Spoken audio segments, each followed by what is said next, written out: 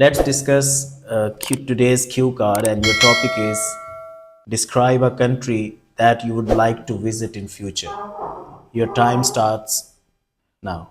Always been fascinated by exploring different cultures and meeting people from different backgrounds. Among all the countries, Japan is one I would like to visit in the future. I watching Japanese movies during my childhood. I read a lot of Japanese manga and watched anime. Japan stands out for more ethics and values. I later learned I later learned from different ethics and morals in young age.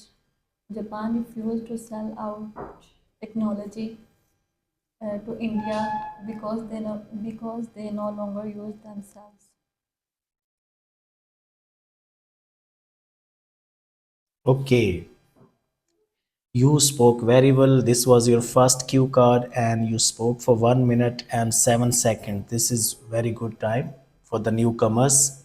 So, if you continue practice, you will speak up to 2 minutes. So, you were good at grammar, but you made a few grammatical errors. Like you said, in my childhood, I read.